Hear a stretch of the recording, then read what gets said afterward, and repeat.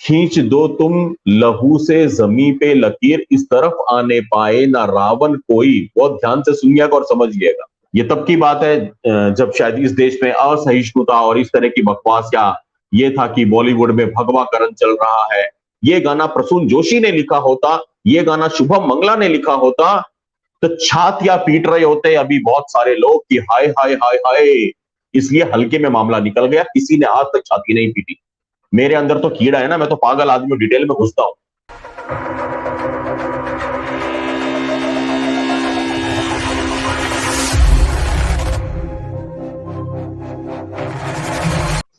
मेरे दोस्तों, एक गीत मैं आपको बताता हूं। मैंने कई बार अपनी सेमिनार्स में भी ये बात आपको बताई है, पहले भी कही होगी, आज फिर बताता हूं।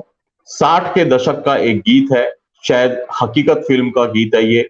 कर चले हम फिदा जानो तन साथियों, अब तुम्हारे हवाले वतन साथियों। इस गाने के अंतरे में बोल आते हैं इस तरह से, खींच दो तुम लहू से जमी पे लकीर, इस तरफ आने पाए ना रावण कोई। बहुत ध्यान से सुनिएगा और समझिएगा। अंतरे की पंक्तियां मैं आपको बता रहा हूं। खींच दो तुम जमी पे लहू से लकीर, इस तरफ आने पाए ना रावण कोई। तोड़ दो हाथ अगर हाथ उठने लगे, छूने पाए ना सीता का दामन कोई। राम भी तुम ही लक्ष्मण साथियों, अब तुम्हारे हवाले वतन साथियों। मैंने कहा था एक गोष्ठी में, एक सभा में, मेरे को जब इनवाइट किया गया था, वहां पे मेरा उद्बोधन था, मेरी स्पीच थी। मैंने तब भी ये बात कही थी। ये तब की बात है जब शायद इस देश में असहिष्णुता और इस तरह की बकवास, या ये था कि बॉलीवुड में भगवाकरण चल रहा है। कुछ बीच में ऐसी बातें आई थी कि बॉलीवुड में ज्यादा भगवा भगवा टाइप फिल्में बन रही है। जिस गीतकार ने ये गीत लिखा होगा, आप कोई उसको पूछे कि भाई तुमने क्या लिखा, राम भी तुम ही लक्ष्मण साथियों, अब तुम्हारे हवाले वतन साथियों। मतलब ये मुल्क बस राम का और लक्ष्मण का है, अली क्या भजिया तलेगा। कह सकते थे ना। बहुत शुक्र मनाओ कि शुभम मंगला बॉलीवुड में नहीं गया। मैं बस 2-4 किताबें लिख के अपने घर में शांत बैठा हूं। मैंने ये फिल्म का गाना मेरा लिखा हुआ नहीं है। ये गाना किसी संघी का, दीपक सिंह हिंदू जी का लिखा हुआ नहीं है। ये गाना किसी बीजेपी का, आरएसएस का लिखा हुआ नहीं है। ये गाना किसी और हिंदू संगठन का लिखा हुआ नहीं है। इस गीत को लिखने वाले का नाम था कैफी आजमी। कैफी आजमी। और इस गीत को गाने वाले का नाम था मोहम्मद रफी।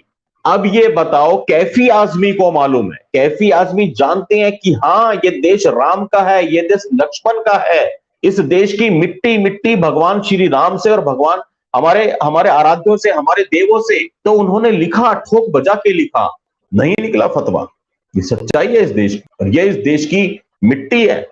ये राम का देश है, क्या काम किसी और का। लेकिन आज एक बार आंख बंद करके कल्पना करो मेरे दोस्तों, ये गीत आज लिखा होता, आज के दौर में लिखा होता, खास तौर पे 2014 मोदी जी के आने के बाद में लिखा गया होता। ये गाना मनोज मुंतशिर ने लिखा होता, ये गाना प्रसून जोशी ने लिखा होता, ये गाना शुभम मंगला ने लिखा होता, तो छातियां पीट रहे होते अभी बहुत सारे लोग कि हाय हाय हाय हाय, बॉलीवुड का भगवाकरण हो रहा है। राम और लक्ष्मण देश को बचा रहे हैं सिर्फ, अली भजिया तलेगा क्या। क्या हो गया। ये तो फिल्मों के अंदर भी भगवाकरण कर रहे हैं। जैसे भगवा आतंकवाद एक थ्योरी गढ़ी थी, आज सारे छातियां पीट के बोल रहे होते कि बॉलीवुड में भगवा आतंकवाद हावी हो गया है। लेकिन 1960 के दशक का गीत था, कैफी आजमी ने लिखा था, इसलिए हल्के में मामला निकल गया, किसी ने आज तक छाती नहीं पीटी। मेरे अंदर तो कीड़ा है ना, मैं तो पागल आदमी, डिटेल में घुसता हूं। यही गीत कोई आज लिख दे, इस तरह का कोई गीत आज लिख दे बॉलीवुड में, रिलीज नहीं हो पाएगा। और रिलीज हो गया तो फिर सर तन से जुदा, तन सर से जुदा होते रहेंगे। जिसने ये गीत लिखा वो भी नहीं मिल पाएगा, उसका भी सर तन से जुदा कर दिया जाएगा, सिर्फ ये बोल के कि तुम्हारी हिम्मत कैसे हुई सिर्फ राम और लक्ष्मण को इस देश का रक्षक बताने की। ये दोगलापन है, और इस दोगलेपन को देख करके हैरान मत होना, बहुत पुराना दोगलापन है।